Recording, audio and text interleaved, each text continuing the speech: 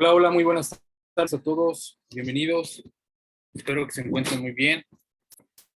Estamos por comenzar la clase del día de hoy. ¿Me escuchan? Sí, perfecto. Se le escucha bien. Perfecto. ¿Qué tal, Julián? ¿Cómo estás? Buenas tardes. Buenas tardes. ¿Cómo le va? Vamos a dar unos minutos más para que las personas terminen de ingresar. Unos 3 minutos más y comenzamos, ¿de acuerdo? Muchas gracias.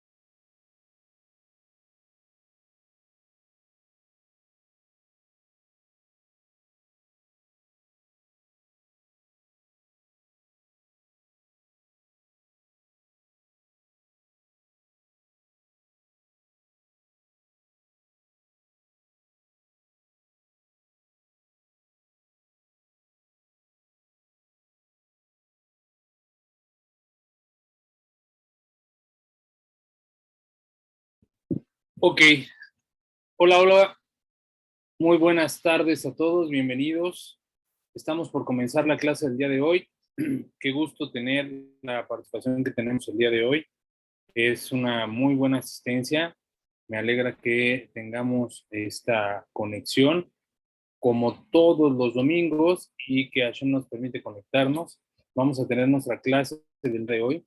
Esta clase se encuentra dentro de el marco del Centro de Estudios Novágidas de la Fundación Orahaim. Recordamos que el curso que estamos estudiando son los 13 principios de fe para principiantes, con el objetivo de regularizar a todas las personas que se encuentran ingresando de manera inicial a la fundación y quieren empezar a tener un estudio ordenado y sistematizado de la Torá, de los preceptos, de las mitzvot. Bueno, primero hay que dar una breve introducción, hay que dar una preparación, hay que sentar bases. Y lo que estamos haciendo en este curso es justamente eso, sentar las bases. Lo tenemos cada domingo. El horario hoy fue una media hora antes. Les recuerdo que a lo mejor esto fue lo que generó confusión. En México se hizo ya un cambio de horario de verano. Por lo tanto, ahorita recorrió el reloj una hora hacia atrás. Por lo tanto, es de que a lo mejor ustedes creían que hoy debía haber empezado la clase, pero en realidad como nosotros ya recorrimos el reloj, es por eso que tenemos esta diferencia de horario. en el día de hoy. Pero bueno, el horario lo vamos a estar haciendo, regularmente se hace entre 6:30. Por eso es importante que estén al pendiente del grupo para que podamos compartir el link y que ahí se puedan ingresar. Estoy muy contento porque tenemos a personas nuevas en el grupo. Hay personas que se ingresaron en esta semana y que están entrando a su primera clase. Me gustaría, de los que están en la sala, me pudieran decir quiénes son los que es la primera vez que se conectan. ¿Qué es la primera vez que se conectan a la clase? Buenas noches, yo soy la primera vez que me conecto. Estimada Norma, ¿cómo está? Muy buenas noches. Buenas noches, sí. Disculpe que conecté tarde, preguntando el link estaba las queridas y digo, le voy a escribir al señor Israel y veo que ya me lo habían mandado. Pero Sí, sí, ya se lo había mandado. De con hecho, la hora ando perdida. no se preocupe. Acabo de ingresarla al grupo en donde comparto el link de manera regular para que ahí también tenga usted interacción con el grupo. Este es un grupo bastante reducido, es un grupo de personas que tenemos mucha interacción entre nosotras y que, bueno, se está haciendo muy, muy fraternal. Y bueno, le ingresé para que usted pueda estar al tanto de toda la información que compartimos ahí y que también pueda tener ahí el link. ¿De acuerdo? Bienvenida, la estimada Norma. Es una Muchas gracias. estudiante ya de tiempo de la fundación. Me parece que ya ha tomado este curso conmigo anteriormente, lo está recursando. Y bueno, Baruch Hashem, que está con nosotros de nueva cuenta. Estimada Magali, adelante. Buenas noches, estimado. Esta noche me acompaña mi esposo. Muy bien. Va a estar escuchando, ya él ha escuchado todas las clases conmigo, lo que pasa es que no ha podido, no ha podido llamarlo para ingresar al grupo, pero él está al lado mío todo desde que comenzamos, pero luego se lo comunicará para entonces ingresar al grupo. Excelente, pues. Excelente, Sí, un tanto gusto en conocerlo. Bienvenido a este grupo, lo escucho. Ok, mi nombre es Pedro Pacheco. No sé si tal vez en el tiempo mi esposa no ha podido abundar o platicar. En el principio de esto que ella ha conocido, yo se lo había comentado hace varias veces atrás sobre un solo Dios y muchas cosas que yo no estaba de acuerdo, lo de Jesús, muchas cosas. Habíamos venido de raíces hebreas y muchas cosas que yo no estaba de acuerdo. Y entonces yo se lo había planteado a ella, lo pensé 1000 veces porque tal vez le tocaba un sentimiento que ella estaba dada en un momento por años, ¿verdad?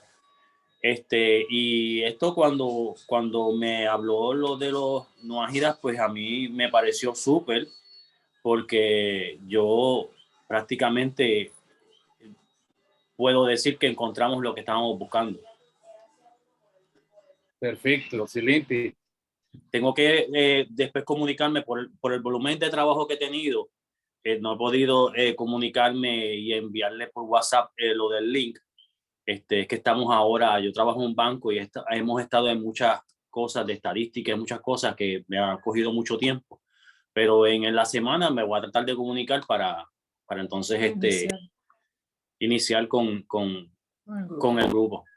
Me fascina, me encanta. He escuchado desde el principio que ya entró todo de oyente y yo dije, esto es lo que es. Excelente, Fantástico. estimado. Me da Un placer muchísimo y gusto. excelente trabajo. Siga así, excelente labor y a todos un abrazo desde Puerto Rico. Y los queremos mucho. Muchas bendiciones. Muchísimas gracias, estimado. Gracias a ustedes. Muchas gracias, nos va a dar mucho gusto tenerlo aquí en el grupo, ya formando parte de la sala. Bienvenido, de cualquier manera, es usted parte de la casa y cualquier duda, siéntese con la libertad de poderla efectuar sin problema alguno. ¿De acuerdo? Vamos a ver, ¿hay alguna otra persona que sea nueva? ¿Alguien que tengamos aquí que sea nuevo?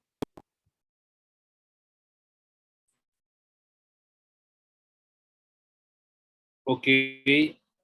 Bueno, vamos a comenzar entonces con el curso del día de hoy. Nos encontramos en la clase ya número 21, me parece, de este programa que hemos estado estudiando. Les recuerdo que estamos estudiando los 13 principios de fe. Vamos en el principio ya número 7. Estamos estudiando el principio número 7 que habla sobre Moshe y la profecía. La semana pasada comenzamos ya el estudio de Moshe.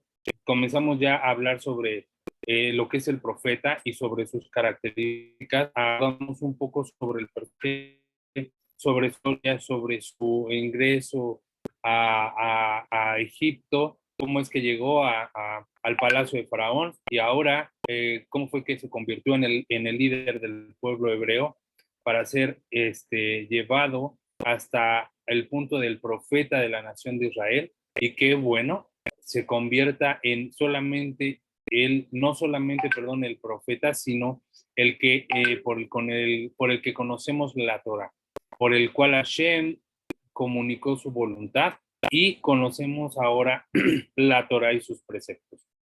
Describimos de manera general algunos atributos del profeta Moshe, nos dimos cuenta por qué era el candidato adecuado y cómo es que se fue construyendo con el tiempo para poder ser el profeta adecuado para el servicio que el Creador lo había elegido. Hoy vamos a continuar con este precepto, vamos a continuar con este principio, y vamos a profundizar en un segundo nivel sobre Moshe y su profecía.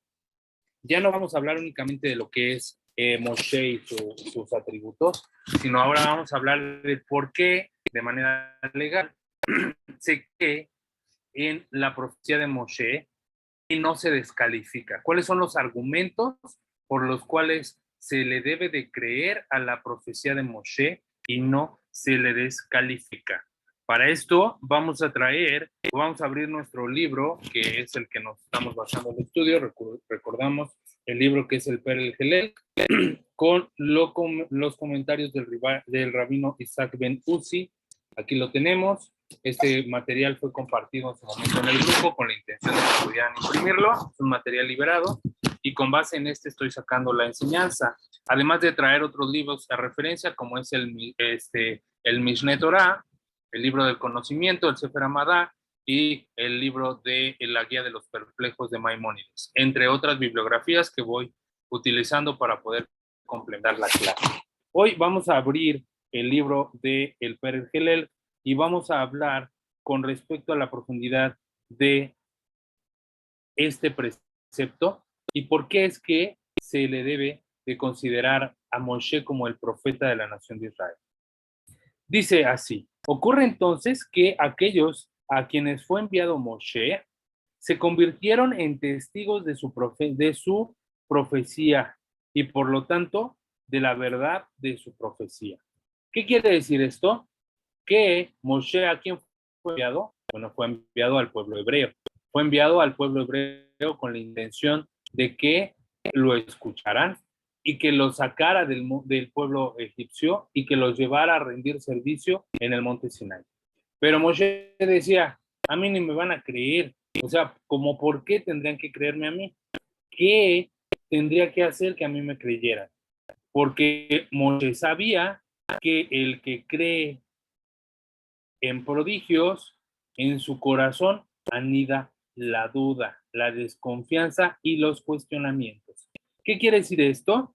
Que Moshe creía que se presentaría delante del pueblo de Israel, delante del pueblo judío, con únicamente prodigios, con únicamente los milagros que Hashem tendría preparados. Por lo tanto, el pueblo era un pueblo que dudaba y que no creía únicamente en lo que veía. ¿Por qué? Porque sabían que de alguna manera esos prodigios podrían haber sido elaborados con algún tipo de mentira o artimaña, y eso no daba en realidad la fe, no garantizaba que en verdad fuera el profeta el que estuviera, que fuera Dios el que estuviera hablando a través del profeta. De más está, dice el texto así, realizar para ellos una señal, ya que este aspecto, ellos no lo ven de una manera como una prueba para poder testificar que es un prodigio por parte de Dios. Por lo tanto, Hashem tuvo que preparar al pueblo hebreo al mismo nivel de Moshe. Tuvo que preparar al pueblo hebreo al mismo nivel de Moshe. ¿Para qué? Para que se convirtieran en testigos junto con Moshe. Es decir, tenían que comprobar de manera legítima, de manera visual, junto con él, que era Dios el que estaba obrando. Leo el texto tal cual. Dice, ocurre entonces que aquellos a quienes fue enviado Moshe se convirtieron en testigos de su profecía y se convirtieron en testigos de que su profecía es verdadera. De más está realizar para ellos una señal, ya que en este aspecto él y ellos están al mismo nivel, tal como dos testigos que presenciaron un evento juntos, cada uno es manifestante de que su compañero está diciendo la verdad y no precisa exponerle pruebas a los otros. Así Moshe, nuestro maestro, todo Israel puede testimoniar acerca de él luego de la revelación del monte Sinai y por lo tanto no precisa realizar para ellos un prodigio. Esto es a lo que le dijo el santo bendito es a Moshe al comienzo de su profecía cuando le proveyó las señales a realizar en Egipto. Y le dijo, escucharán tu voz, no escucharán tus prodigios. ¿Qué está diciéndonos aquí el texto? Que el pueblo judío no creyó en Moshe por los prodigios que hizo antes de la salida de Egipto. Es decir, no creyó en Moshe porque porque convirtió el mar en sangre o porque envió las plagas a el pueblo egipcio o porque convirtió su bar en una serpiente. No creyó en Moshe por eso. Creyó en su voz, creyó en el mensaje. Esto lo vemos en el libro de Shemot, Éxodo, capítulo 4, versículo 1. ¿Sabía Moshe que él que cree en prodigios, en su corazón anida la duda, la desconfianza y el cuestionamiento?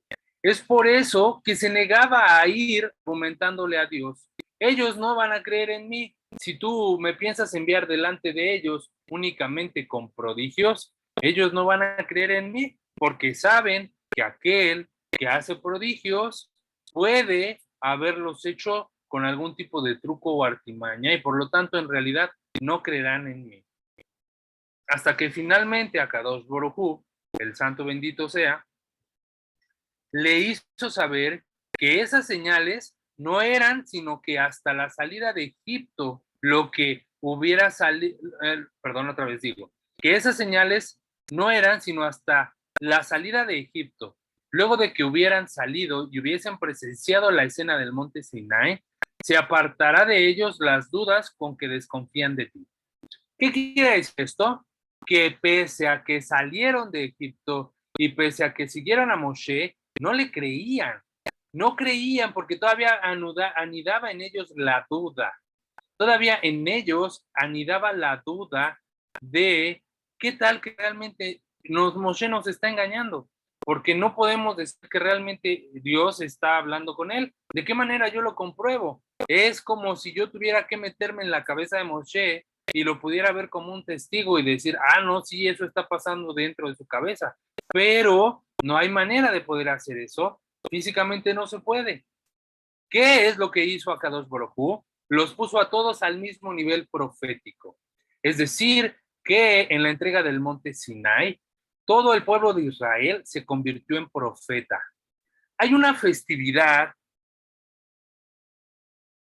bueno, no sé si propiamente llamarlo una festividad, o es una actividad, un cuento, un recuento, se llama la cuenta del Omer. La cuenta del Omer son los 49 días que median entre la salida de Egipto hasta la entrega del monte Sinai. Esos 49 días, el pueblo judío hace una cuenta que se llama la cuenta del Omer. La cuenta del Omer es una ofrenda de una medida de Omer que llevaban de manera diaria al templo para poder ofrecer sacrificio a Kadosh Baruj Hu. Sin embargo, esta cuenta del Omer, en una manera más mística o más profunda desde dentro del misticismo judío, explican los sabios que representa la construcción o la reconstrucción o la transformación de atributos internos de la persona para poderlas preparar para recibir a Dios. Cuando una persona quiere recibir, uno regularmente llega al mundo del monoteísmo y dice, es que yo amo a Dios. No sabes cómo lo amo, y yo quiero hacer su voluntad, me vuelvo loco por querer hacer su voluntad. No, yo lo amo, yo lo adoro, porque el cristiano así es, sale con ese deseo, esa euforia, pero ¿qué es amar a Dios? Es como cuando te enamoras de una mujer, ¿no? Y tú dices, es que yo la amo a tus 17 años, ¿no? Yo la amo, mamá, yo la amo. Oye, pero llevas apenas 2 meses de conocerla. No importa, ella es la mujer de mi vida. ¿Por qué? Porque lo que sientes en realidad es pasión. Pero la pasión es un fuego que no es eterno. La pasión es un fuego que no es eterno. Es una energía que de manera inicial tiene mucha potencia, pero en realidad también disminuye con el paso del tiempo y deja de existir cuando viene otra cosa que se integra a una relación, que es compromiso. Ya cuando tengo que adquirir el compromiso con esa mujer a la que dije que era el amor de mi vida, ya como que no la veo igual, como que cambió, ella dejó de ser lo que era y me engañó, ya no es lo mismo. Entonces, la persona viene con esa pasión delante de Akadosh Baruj Hu y dice, es que yo lo amo y yo quiero hacer su voluntad y por eso quiero convertirme en judío.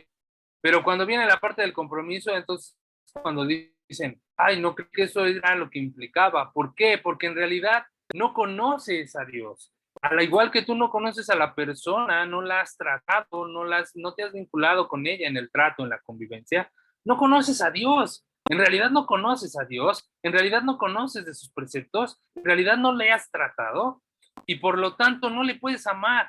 Dice, para poder amar, el Zohar HaKadosh dice, para que podamos amar a Dios, primero hay que conocerle. Y para poderle conocer hay que tratarle. Y para poderle tratar hay que estudiarle. Y para estudiar hay que hacer su voluntad. Por lo tanto, una persona no puede llegar y decir que ama a Dios con un amor desmedido si en realidad nunca ha hecho su voluntad. Cuando tú amas a una pareja, cuando tú amas a una persona, la amas por encima de tu propia voluntad. ¿Por qué? Porque buscas que esté bien, porque buscas su felicidad y buscas que tus acciones sean una ofrenda para aquella persona. Por lo tanto, esas acciones no se construyen de la noche a la mañana. Es una transformación, debe de haber una preparación, un cambio en los atributos de carácter, un cambio en los atributos de la persona. La cuenta del Omer es justamente eso, la preparación de un pueblo para el servicio de Akadosh Baruj Hu. Preparan a la persona en sus atributos de carácter para recibir, porque el aprender a recibir es algo que no tenemos. Es decir, uno quiere recibir de Dios las cosas buenas, pero no las malas. Uno quiere recibir de Dios las bendiciones, pero no las maldiciones. Uno quiere recibir de Dios las bondades de Dios, pero no el rigor de Dios. Entonces, ¿qué pasa cuando recibimos el rigor? ¿Qué pasa cuando recibimos la adversidad? ¿Qué pasa cuando recibimos el problema? No sabemos recibir. ¿Por qué? Porque no sabemos ver que detrás de la adversidad, del problema, de la dificultad, se encuentra obrando la presencia de Hashem y su voluntad divina. Por lo tanto, nos negamos a querer nos negamos a resignarnos a que es voluntad de Dios y en el peor de los escenarios asignamos esa maldad a un ente ajeno a Dios que le llamamos el diablo, el chancas, el satán, el chamuco. Digan, aquí en México tenemos muchas maneras de nombrarlo, ¿no? y lo constituimos en una entidad y una personalidad distinta al Creador.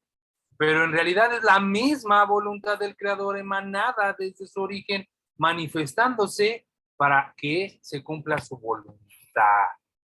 Por eso es que hay que aprender a recibir ¿qué? Su voluntad. Y este proceso de preparación en la cuenta del Homer es la introspección y la práctica.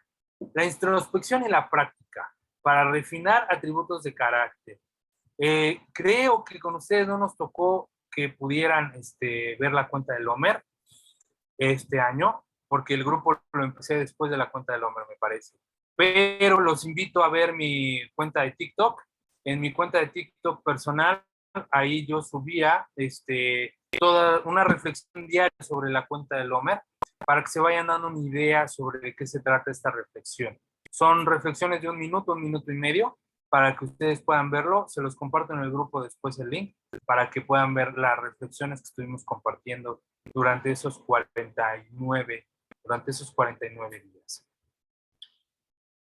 Entonces, estos 49 días transcurrieron y fueron de preparación. ¿Para qué? Para preparar al pueblo de Israel, al pueblo hebreo, al nivel profético.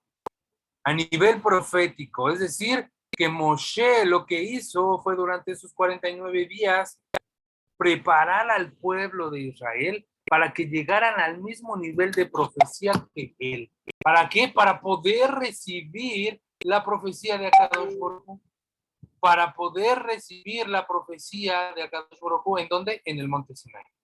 Era indispensable, era menester que el pueblo de Israel recibiera la Torah y que le fuera exhibido en el monte Sinai la voluntad de Dios. Solamente cuando ellos vieron y dijeron, ¡ay, no es cierto! ¡Ay, no, espérate, sí es cierto! A Moshe sí le habla a Dios, ¿eh? No, ahí está. Si teníamos duda, no, ya lo estoy viendo yo. Eso es lo que está diciendo el texto. A ese nivel fue el que llevó a todo el pueblo de Israel. ¿Para qué? Para que le creyeran. No le creyeron a Moshe por los prodigios, le creyeron porque atestiguaron que realmente Dios le estaba hablando. Por eso el texto dice, ya no hay ninguna necesidad de que él les siga haciendo milagros, porque ellos vieron que Hashem es el que le da a Moshe. Ya no tiene sentido, o sea, va a seguir haciendo milagros, sí, pero no los va a hacer con la intención de que le crean.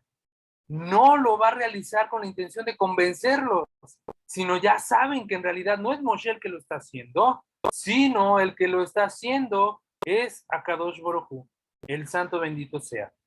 Por eso el santo bendito sea les hizo saber que esas señales no eran sino hasta que la salida de Egipto, luego de que hubieran salido y hubiesen presenciado la escena del monte Sinai, se apartará de ellos la duda con que desconfían de ti, puesto que yo te otorgo ahora prodigio para que sepan que yo soy el que te envío desde un principio y que no quede en duda dentro del pueblo de Egipto.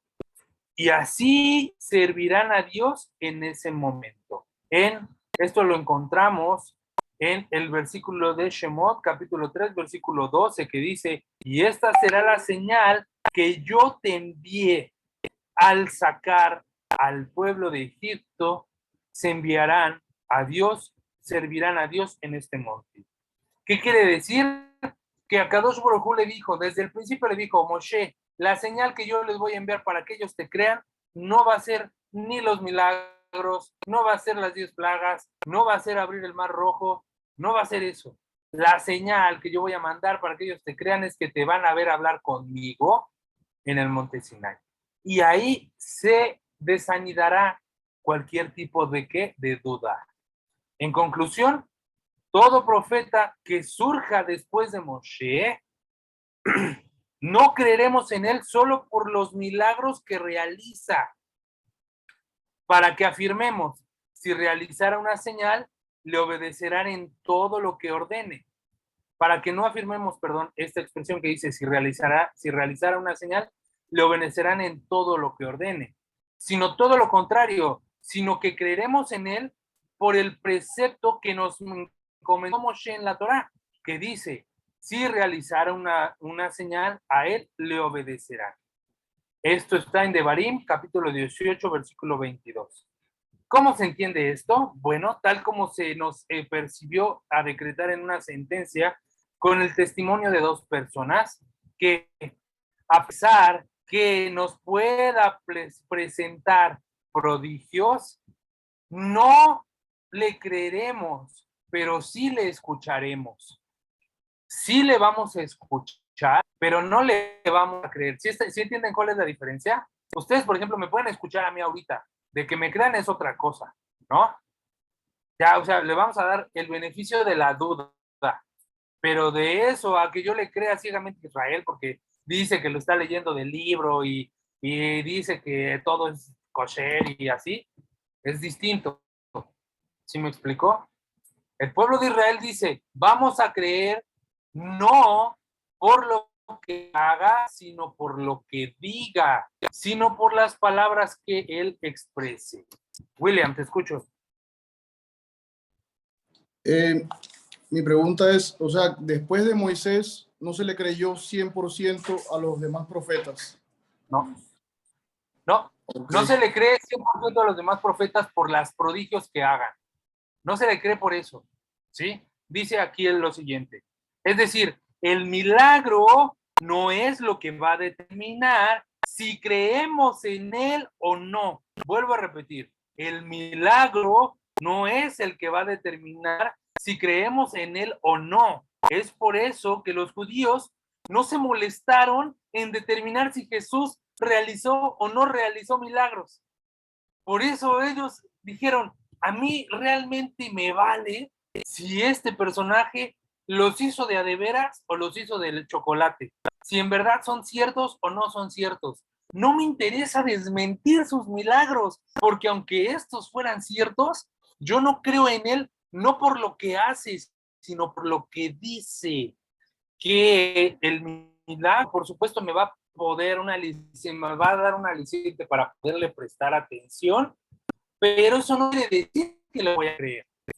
Por lo tanto, dice aquí, no se molestaron de determinar si Jesús realizó o no realizó los milagros, o no saber las aguas que curaron a los enfermos, pues aún otorgándoles a modo de crédito esas maravillas que imaginan que hizo, todavía eso no lo hace un profeta al que debamos oír, sino y principalmente lo que determina si lo escucharemos y obedeceremos o no, será lo que Maimónides dice en su capítulo 3, en su libro 3, en el libro de la Guía de los Perplejos. Por lo tanto, un profeta hizo grandes prodigios y maravillas, siguiendo contradecir la profecía de Moshe, nuestro maestro. Es nuestro deber desoírlo. Es nuestro deber desoírlo. Es decir, si este profeta viene y hace y abre el mar, su huevo y vuelve a Egipto y hace todos los prodigios que hizo Akadosh Baruj Hu, y al final esto resume y dice, por eso es que el Nuevo Testamento es el válido y por eso es que el Antiguo Testamento ya está muerto, está perecedero, ya no vale. Ahí dice, no, olvídalo, ya, pum. Nada, absolutamente nada va a estar en contra de la profecía de Moshe, ni los prodigios.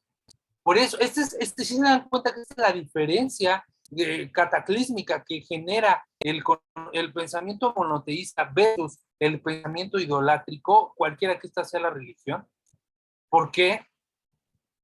Porque regularmente la gente en otras religiones, y principalmente en el cristianismo evangélico, o en el cristianismo pentecostal, ellos basan su creencia en milagros. Ellos basan su creencia en que el pastor cure a personas. Si el pastor tiene el poder de sanar y levantar a los muertos y que esta persona por sanidad camine y lo hace, le creen. Le creen. Porque Dios está obrando a través de él y ve los milagros que está haciendo. El monoteísmo de la Torah nos dice que haga milagros, que sea David Copperfield, que sea Chris Angel, que venga y te haga desaparecer el Boeing 777, que te vuelva a traer a todos los aviones perdidos del Triángulo de las Bermudas y que te los ponga aquí enfrente de tu mesa y viene y dice que la Torá de Moshe ya no está vigente, no le creerás. ¿Por qué? Porque eso es lo que el pueblo judío hace.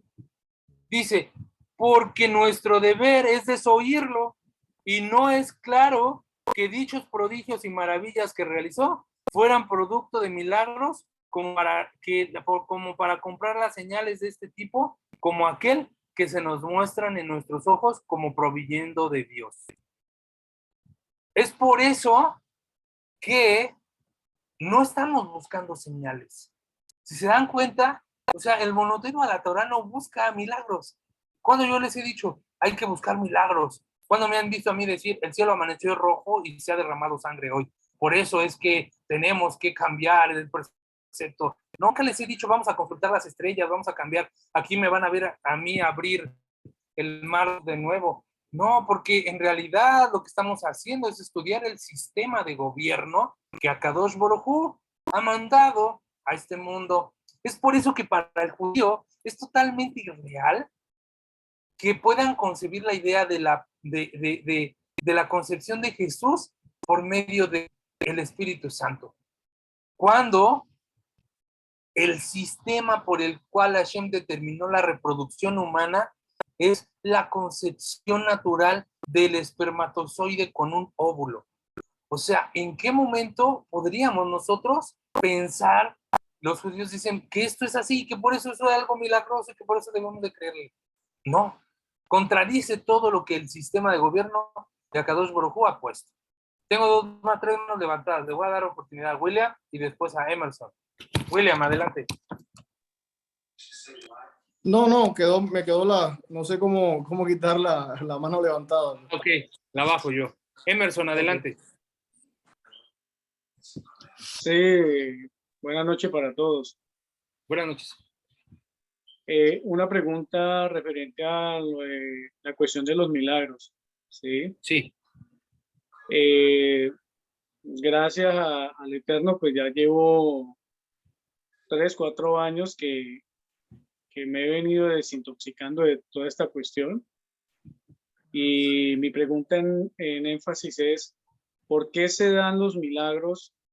¿O cuál es la casual que hace que un milagro se dé de X o Y persona que a veces predica, pero su vida está totalmente un caos? Pero da la casualidad que el milagro se hace. Esa es la pregunta, o sea, ¿por qué se les da?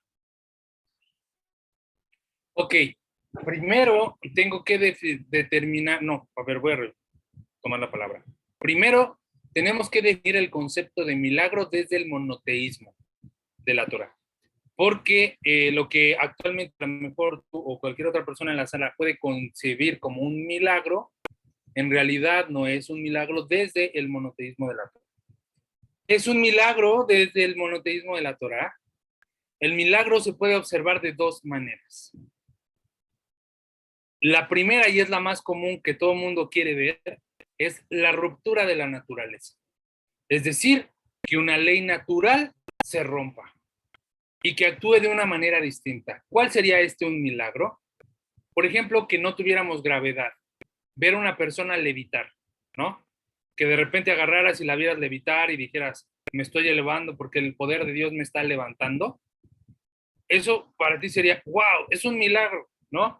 Es un milagro porque de verdad esta persona debe tener un poder especial para poder romper la ley natural de la gravedad y levitar, ¿no? Por ejemplo, otro milagro que pudiéramos ver sería que lloviera de abajo hacia arriba, ¿no? Que las gotas en vez de caer subieran y nosotros dijéramos, wow, eso debe de ser un milagro porque no es normal, esto va contra la ley natural.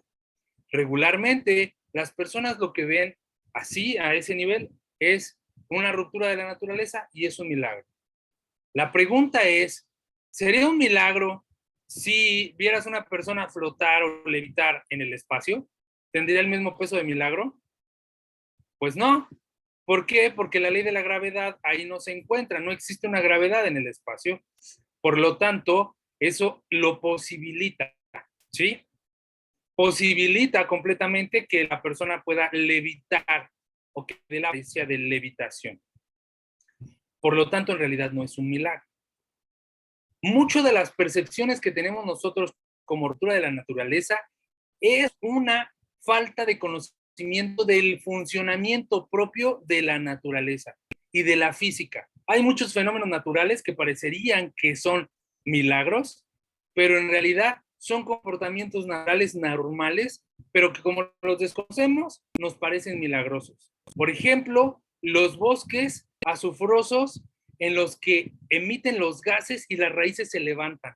Parecería que los bosques están respirando, pero la raíz se levanta completamente.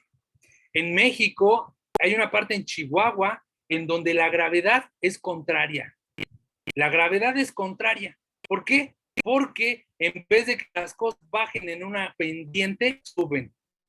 Tú pones un carro en una pendiente hacia abajo y el carro en vez de ir hacia abajo, va hacia arriba. Perdón, aquí Y en uno podría Colombia decir, sucede lo mismo. Hay un lugar en Colombia que sucede lo mismo. fíjate, y uno, para cualquier persona que fuera, que no conociera sobre el fenómeno, diría, es un milagro. Llevas un grupo de personas turistas y dicen, estoy a punto de darles un milagro. Voy, para que me crean, van a ver cómo voy a hacer que ese carro suba solamente con mi poder mental. Y lo haces, ¿no? Y dices, ¡guau! No, tiene que ser un milagro. Este cuate es el Mesías. Lo vi, yo lo vi con mis propios ojos. ¿Qué es lo que está pasando? Que no conocemos el comportamiento, el comportamiento físico de los cuerpos al 100%, por lo tanto, nos parecen maravillas y nos parecen prodigios. La ruptura de la naturaleza Sí, no necesariamente... Qué pena. Quiero compartir algo así, algo con lo que usted está diciendo. En un lugar de aquí, de Colombia, una señora murió y da la casualidad de que el pastor oró, no sucedió nada y se estaba haciendo su velación, lo normal, lo que normalmente hacen acá, y de repente la señora se levantó y todo, no quedó nadie, salió corriendo todo el mundo y fue algo muy real, eso salió hasta en las noticias aquí en Colombia. Entonces, lo que dice usted es muy cierto, son cosas naturales que nos suceden a nosotros y que es muy fácil confundirlo con un milagro. Es correcto, es correcto. Eso pasa y es muy sencillo confundirlo con un milagro, porque creemos que eso es parte del milagro, creemos que es el milagro que está sucediendo. Por lo tanto, realmente la falta de conocimiento de una persona. Por lo tanto, cualquier cosa le podemos llamar milagro. Por eso es que, por ejemplo, los cuerpos con el calor se expanden, ¿no?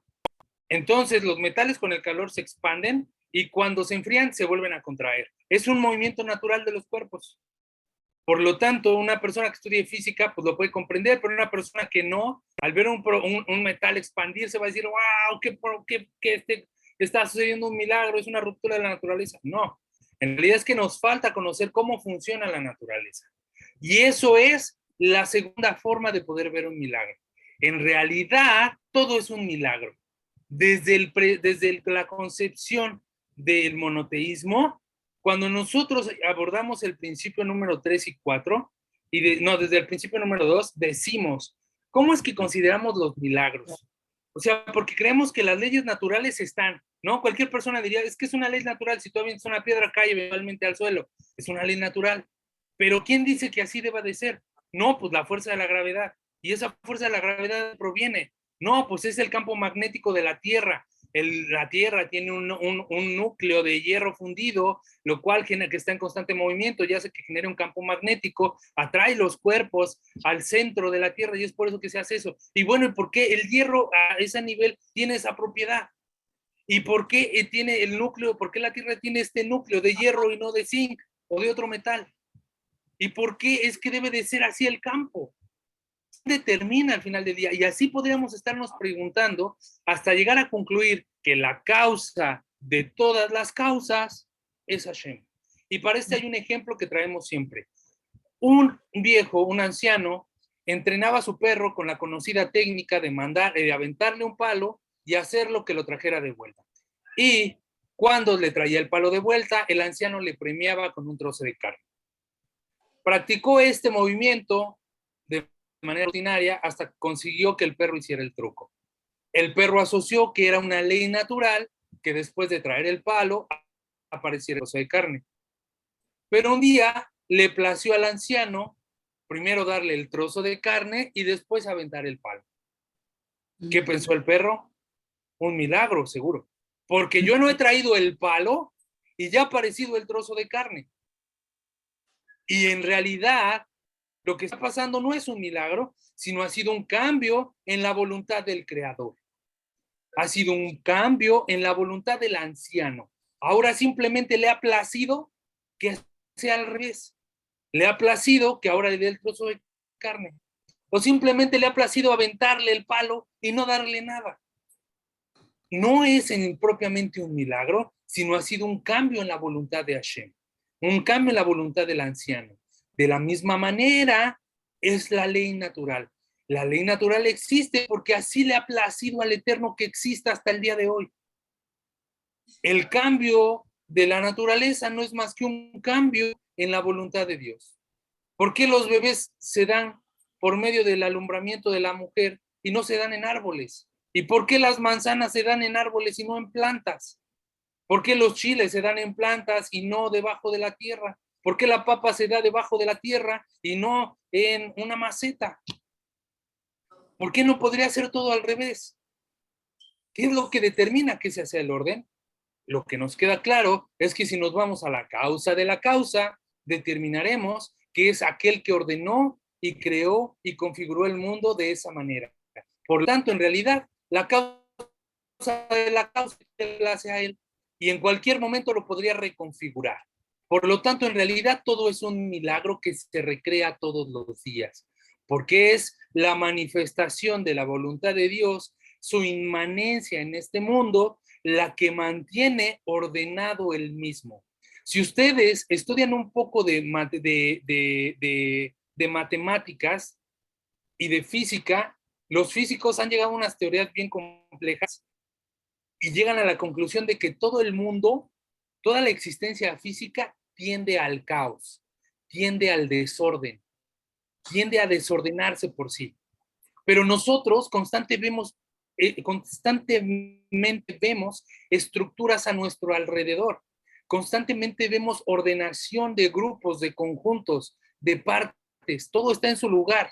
Sí, la naturaleza de la materia es que tienda al desorden y al caos, que es lo que hace que se mantenga ordenada, pues es nada más que la inmanencia de la voluntad del Creador presente en la creación del mismo, manteniendo este mundo ordenado, manteniendo este mundo con el orden que él ha establecido.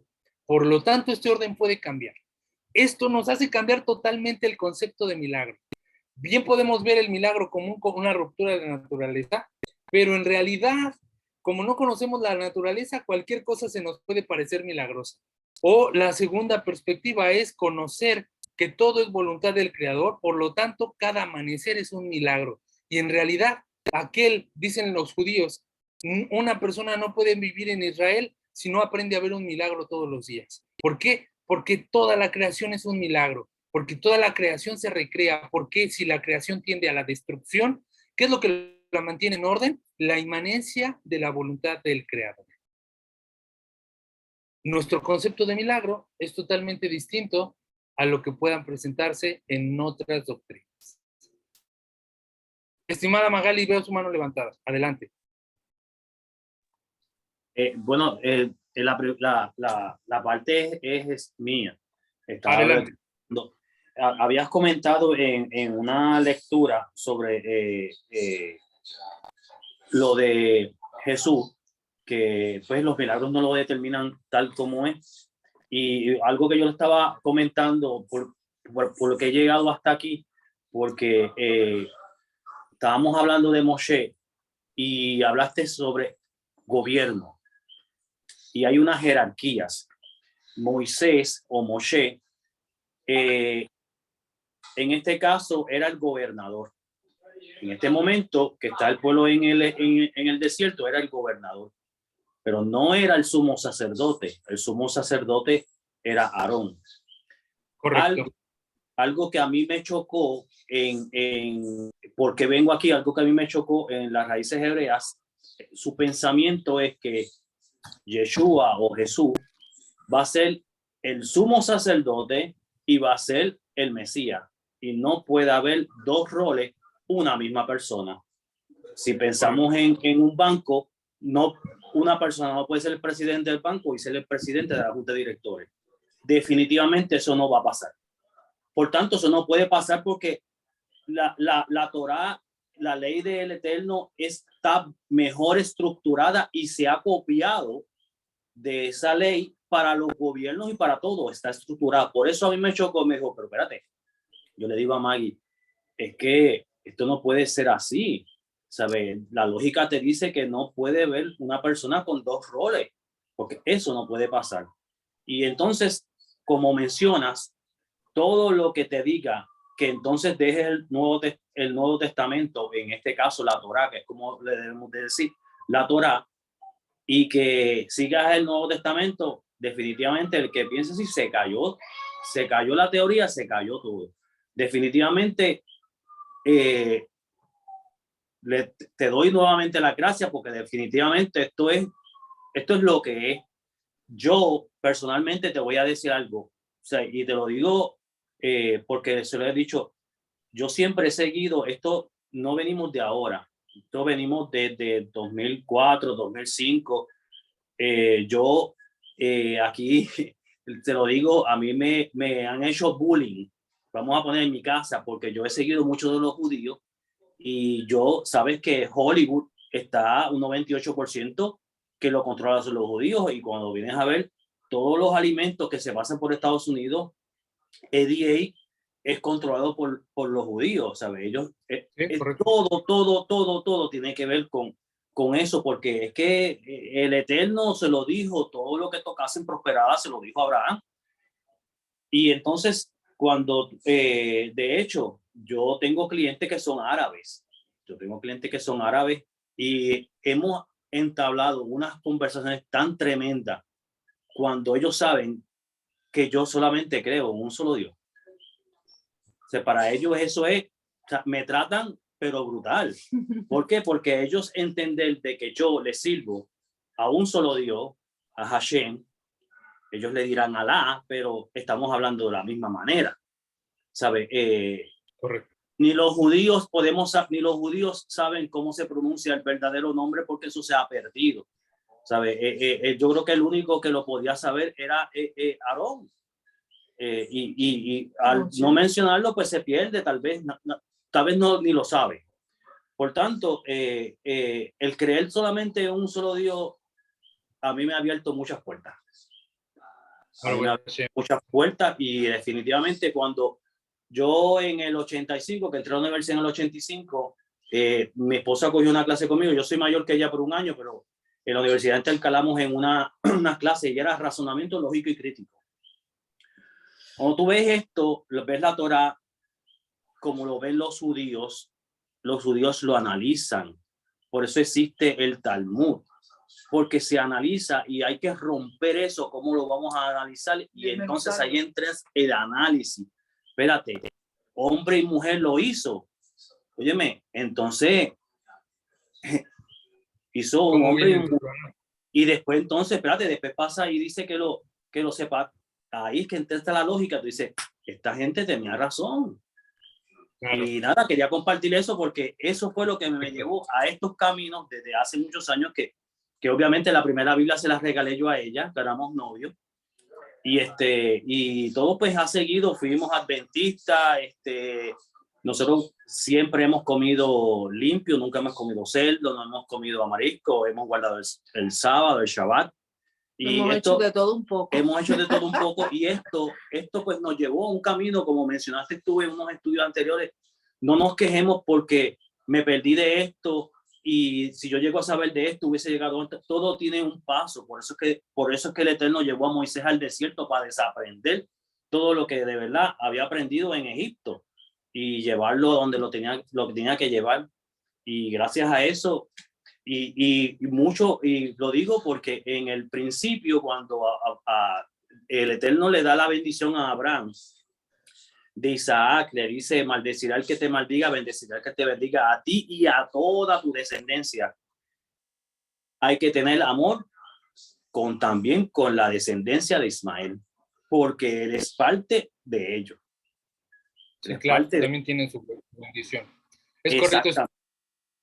Muy bien, que tratamos de hacer en este curso es llevar el pensamiento lógico racional a la introspección de la Torá, para que vean que en realidad incluso el pensamiento científico no contradice la Torá, sino que la Torá ayuda a explicar a la ciencia. Eso es algo importante. La Torá ayuda a explicar a la ciencia en las partes en las que la ciencia se encuentra limitada. Y esto obviamente es lo que decimos. En la clase de la profecía hablábamos que el profeta, el acróstico de la palabra Mishkan, es un acróstico que hace referencia al rey, al Cohen, a los jueces y al Nebim, al profeta, donde sabemos que la división de poderes es en donde habita la presencia de Dios. Por lo tanto, y algo rapidito, nosotros vemos un canal que se llama Filosofía Judía, que es de Jacob. Correcto. Y Jacob es pro a que haya más noágidas, y él es pro a eso, porque definitivamente yo creo que de esa manera puede llegar el Mesías pronto, todos teniendo una mente de un solo Dios. Nada, con eso, discúlpeme que ya ha cogido bastante tiempo. Disculpe. Muchas gracias, estimado. Con la participación de estimada Norma termino. Adelante, estimada Norma. Sí, señor Israel, muy interesante y pues yo siempre, por eso también es bueno repetir el curso, porque cada vez se aprende más. Me parece muy interesante cómo el pueblo de Israel no creía por lo que hacía, bien lo dijo usted, sin embargo sí lo siguió, sí obedeció. Entonces, como que el respeto a los líderes, porque a Aarón más que todo, el respeto que le tenían a Aarón y la obediencia. O sea, no te creo, pero te voy a obedecer porque el por qué. Esa es la pregunta. Traían a pesar de todos los años, creo que fueron 40 años, ya me perdí, que estuvieron en la esclavitud, no perdieron eso que Jacob les inculcó a sus 12 hijos, que es la obediencia. O sea, ellos sabían eso de milagritos, eso no, porque los egipcios hacían también sus cosas. Entonces ellos no creían en nada de eso. Sin embargo, la obediencia, sí lo siguieron, sí hicieron todo lo que les mandó, sí salieron al desierto, hasta la entrega de la Torá o hasta el Sinaí, mejor dicho, es que creyeron. Entonces me viene a mí esa pregunta. ¿Por qué no perdieron esa obediencia? ¿Por qué a pesar de, porque uno es fácil, ¿no? Inclusive revelarse al Padre, con un medio errorcito que hagan, ya uno ya le perdió el respeto y la obediencia. Entonces allí, esa pregunta. Ok, yo le voy a responder con esta analogía. Hay tres cosas que el pueblo de Israel, el pueblo hebreo no cambió mientras estuvo en el desierto, que fue sus nombres, sus ropas y su lenguaje, ¿no? Son tres cosas que no perdieron. Sus ropas, sus nombres y sus lenguajes. Yo no diría, ¿y eso qué? O sea, sí está padre, qué bueno que no lo vieron, pero ¿eso qué tiene que ver con lo que está preguntando la estimada Norma? Estas son las tres vestimentas del alma. Pensamiento, palabra y acción. Pensamiento, palabra y acción. El alma se manifiesta en este mundo a través de estas tres vestimentas. ¿Cómo quieres conocer a una persona? Siempre la conoces con sus acciones, ¿no? Dicen que de la abundancia del corazón hablará la boca. ¿Qué quiere decir? Conoces a una persona por cómo se expresa. Incluso tú puedes conocer a una persona de dónde es por su acento, ¿no?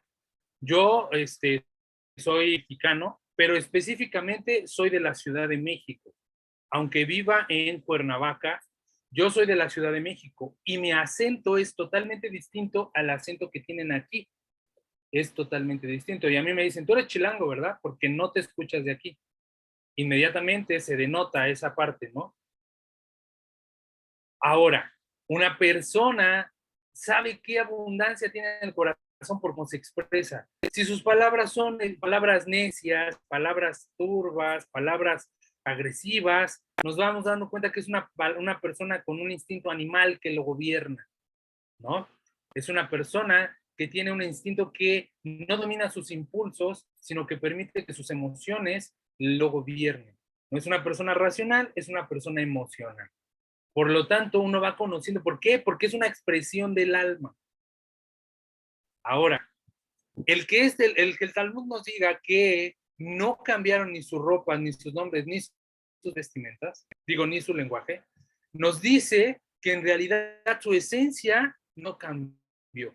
Por lo tanto, la educación que Jacob, el patriarca, le transmitió a José, y que a su vez las 12 tribus transmitieron a las siguientes generaciones durante 400 años que estuvieron en el pueblo de Egipto, fue lo que mantuvo esa tradición oral, esa oralidad. Nunca desconocieron de la existencia de Hashem. O sea, aquí esto es importante. No es que dijeron, ay, nosotros no conocemos a Dios, nunca me hablaron de él. Todos sabían de él, mas todos creían que ya se había olvidado él de ellos. ¿Sí? Hashem se ha olvidado de nosotros porque aquí estamos como esclavos. Pero no es que no lo conocieran. Por supuesto que lo conocían. Sabían quién era. Porque todo el tiempo la oralidad se practicó. Sin embargo, la vida en Egipto los hizo involucrarse más en lo material que en lo espiritual. Y llegó el punto en el que estuvo a punto de perderse esa oralidad y llegó Moshe. Dijo Hashem, este es el momento. Es el momento de recobrar el pueblo. ¿Sí? Pero nunca lo olvidaron. Por eso es que ¿por qué creían en Moshe? Por lo que decía, no por lo que hacía. Porque él decía cosas que tenían que ver con esa oralidad, con esa tradición, con esa educación previa que tenían, y por eso lo obedecían. Pero no creían que Dios le hablara porque no podían comprobarlo, porque la naturaleza del hebreo es comprobar, no dejarse llevar por providencia. Eso es lo que hace la diferencia. Y ahora lo que nosotros tenemos que tener como neomonoteístas es no dejarnos llevar por prodigios, por sortilegios, por chucherías de... Hoy, por ejemplo, el mundo en la actualidad el mundo occidental está acostumbrado a la mercadotecnia de la espiritualidad. Creemos que por hacer yoga y por comprarnos algún tipo de artículo que nos ayude contra el mal de ojo, darnos el hilito rojo, traer algún artículo de superstición, ya con eso podemos estar librados de cualquier mal decreto. No funciona así. Tenemos que aprender cómo es el funcionamiento de este mundo para que podamos comprender a Hashem. Y cuando comprendemos a Hashem, qué bonita niña hermosa, podemos comprender su voluntad. ¿De acuerdo? Es por eso que comprendían y obedecían a Moshe, porque nunca dejaron de realmente ser pueblo. Correcto. Bueno, pues con esto estamos terminando la clase del día de hoy. Voy a pausar la explicación hasta aquí, porque en media hora tenemos otra clase para el grupo de avanzados con el Rab Abud Isaac Abud. Así que, Baruch Hashem, tengo que dejar la sala habilitada para poder tener la siguiente clase. Les agradezco yo mucho que se conecten. Yo creo que esta clase del principio número 7 nos va a llevar una tercera clase más para poder ya entrar directamente a las 4 diferencias específicas de Moshe, de la profecía de Moshe versus otros profetas. Pero bueno, hasta aquí vamos a dejar la clase del día de hoy. Muchas gracias a todos por conectarse. En la siguiente semana nos contamos igual 6 o 6:30 de la tarde. Yo les mando el link, pero con la ayuda del cielo aquí vamos a estar. ¿De acuerdo? Muchísimas gracias a todos. Cuídense mucho. Les mando un fuerte abrazo. Que Hashem les prospere en su semana y nos vemos con la ayuda del cielo la próxima semana. Shalom, Muchas shalom. gracias. Shalom, shalom, shalom. Muchas gracias. Shalom, shalom. Shalom.